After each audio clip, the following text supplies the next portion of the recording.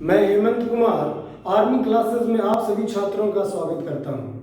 आज मैं प्रतिशत चैप्टर के अंतर्गत टाइप नंबर 3 बतलाने जा रहा हूं, जिसमें मैं आपको सिखाऊंगा कि एक विद्यार्थी परीक्षा में बैठता है तो कितना अंक लाए कि पास हो जाए या कुल पूर्णांक ज्ञात करें। इस तरह से आधारित प्रश्न को मैं बतलाने जा रहा हूं।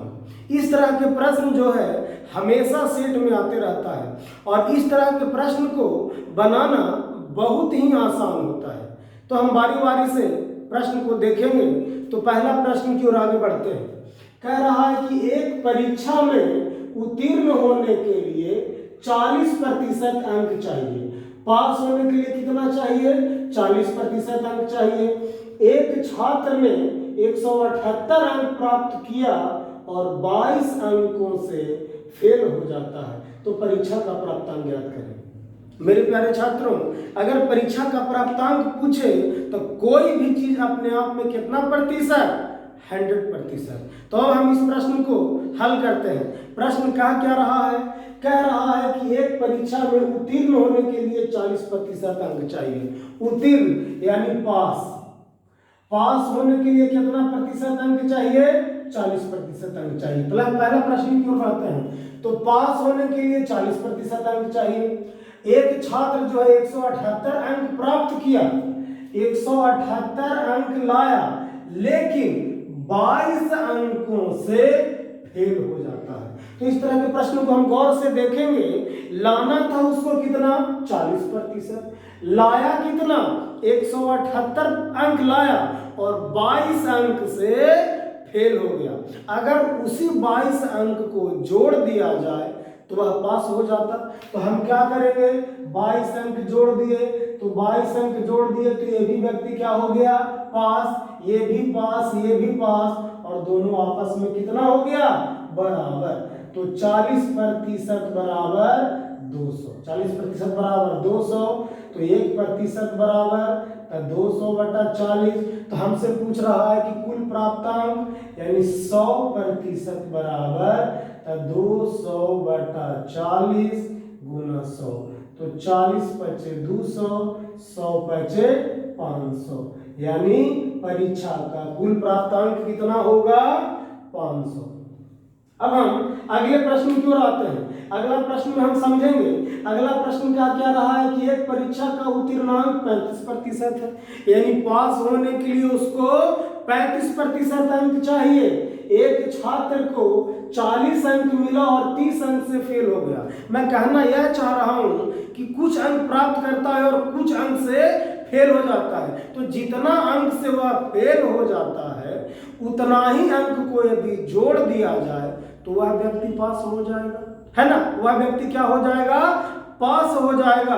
तो हमसे पूछ रहा है कि कुल प्राप्तांक ज्ञात करें। तो दूसरा प्रश्न की ओर बढ़ते हैं। दूसरा प्रश्न क्या कह रहा है?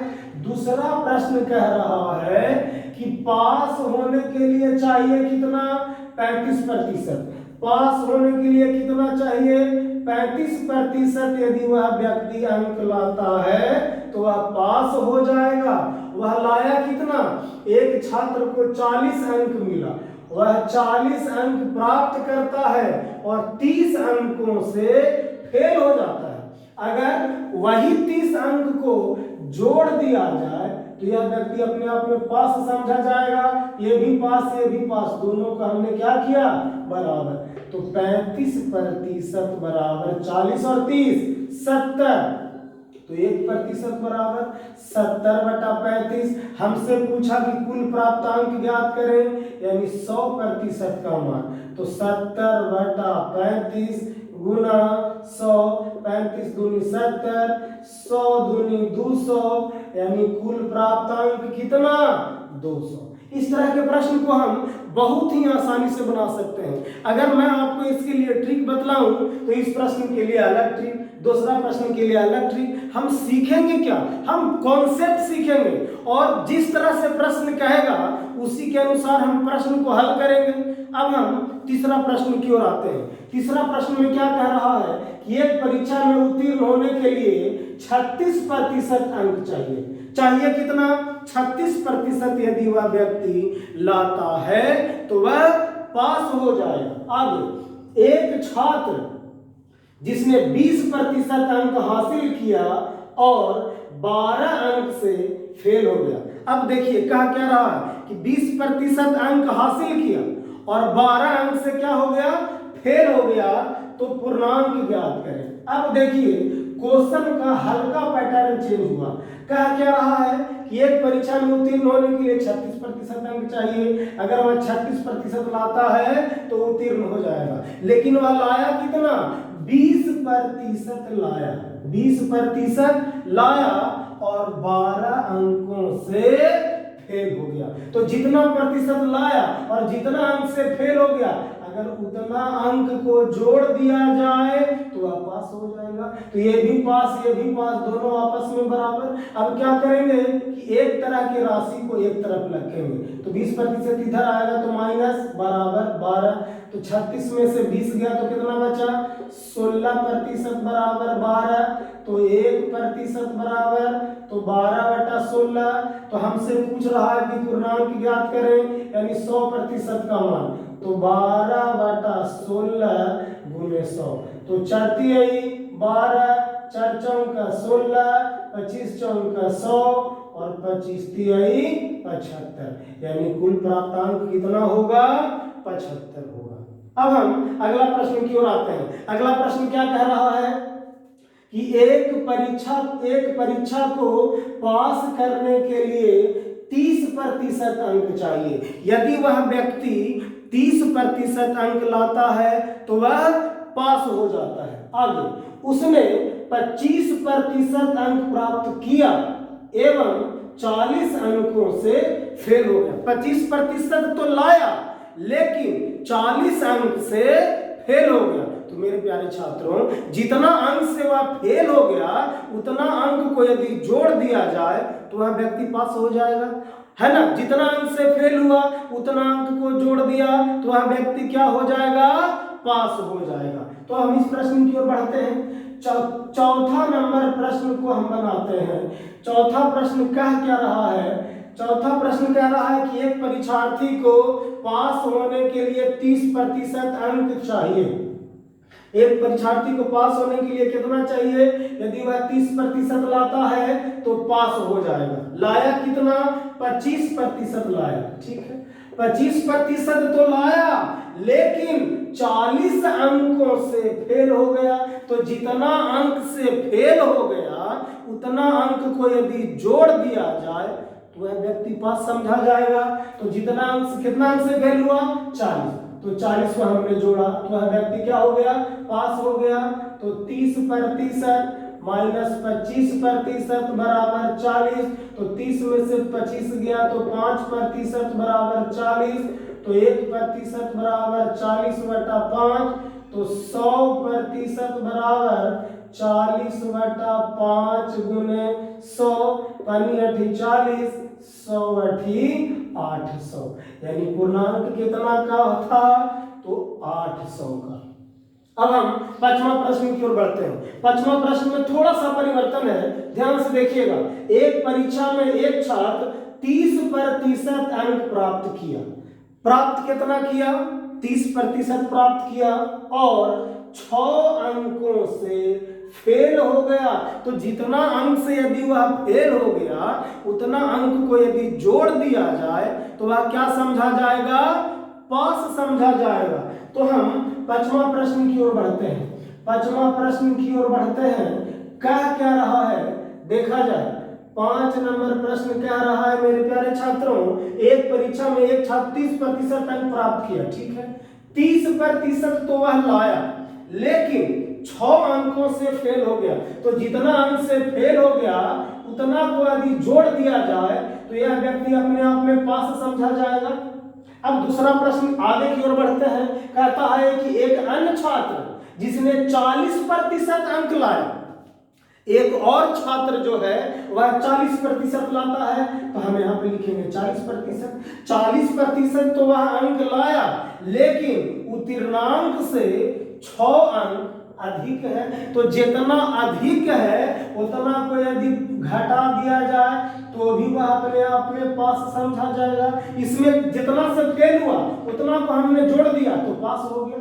इधर कहता है कि 40% अंक लाया लेकिन 6 अंक ज्यादा, तो हमें ज्यादा से तो मतलब है नहीं, तो जितना अंक ज्यादा लाया उतना अंक को यदि घटा दिया जाए तो वह व्यक्ति क्या समझा जाएगा, पास समझा जाएगा। तो ये भी पास ये भी पास, दोनों बराबर, तो -6 को इधर लाएंगे +6, ये 6, 40%, 30 को उधर ले जाएंगे तो -30%, तो 6 6 12, 40 में से 30 गया कितना, 10%, 16 कर देते हैं, 10% बराबर 12, तो 1% बराबर 12/10। तो हमसे पूछ रहा है कि अधिकतम अंक, यानी हमसे 100% का मान पूछ रहा है, तो 12/10 गुने 100, 0 से 0 कैंसिल, 12 दहा का 120, यानी अधिकतम अंक कितना होगा, 120। अब हम लास्ट प्रश्न की ओर बढ़ते हैं। लास्ट प्रश्न क्या कह रहा है, अभी तक हमने जितना प्रश्न देखा उसमें से अधिकतम अंक पूछा। कह रहा है कि एक परीक्षार्थी 30% प्राप्त करके 5 अंकों से अनुत्तीर्ण हो जाता है। ठीक है, लाया कितना, 30%, फेल कितना से हो गया, 5 अंक से, तो जितना अंक से वह फेल हो गया यदि उतना को जोड़ दिया जाए तो वह व्यक्ति अपने आप को पास समझा जाएगा। तो ध्यान से देखें छठा प्रश्न की ओर, छठा प्रश्न की ओर हम बताना क्या चाह रहे हैं, ध्यान से देखिएगा। कह रहा है कि लाया कितना, 30%, वह अंक तो प्राप्त किया ही लेकिन 5 अंकों से फेल हो गया।